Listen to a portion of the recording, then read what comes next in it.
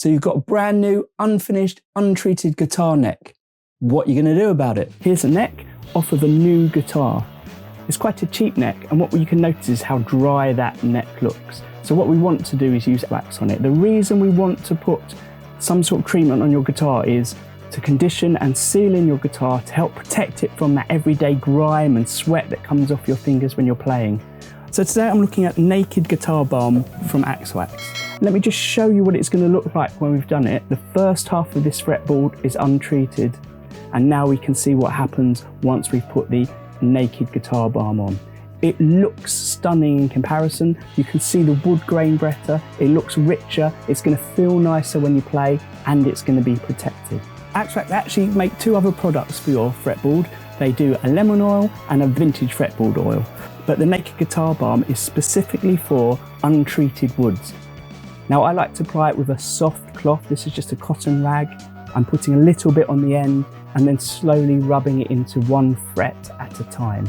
And I tend to go against the grain, then with the grain, really brushing it in. You can see it's going on the frets as well, it doesn't really matter too much.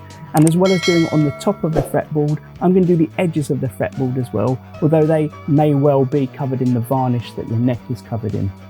And I'm going to work my way across the frets here. You can see the middle ones here that I've left, how different it looks once I'm applying it. Don't worry about putting a little bit too much of the oil on, because the aim of this is you rub it in and you leave it there for a few minutes before buffing it out. So I'm going to cover my entire fretboard, then leave it for about 5 minutes or so. And here you can see I'm using the same type of cloth, except I'm using a new one, so it's not got any of the balm on it, and I'm rubbing it off. What I tend to do again is work on each fret one at a time. I might even move the rag around a bit if I think it's getting too dirty with too much of the balm coming off. And once I've worked across each fret, and this is in real time by the way, it's not sped up, I'll then go backwards and forwards across the guitar neck. Again, I'm not too worried if there is some on the frets, because I'm going to rub that off anyway. In fact, Axe Wax do make a fret polishing compound that we'll look at later. But it's not just a one-off use. I suggest you use it each time you change strings. You can go over the fretboard and use it. If your neck is particularly dirty, you might need a different product, like the fretboard lubricant oil, which has a bit of a cleaner involved in it as well. Now, if I just zoom in on that process again on the higher frets here, you can really see what a difference the balm makes on a fret.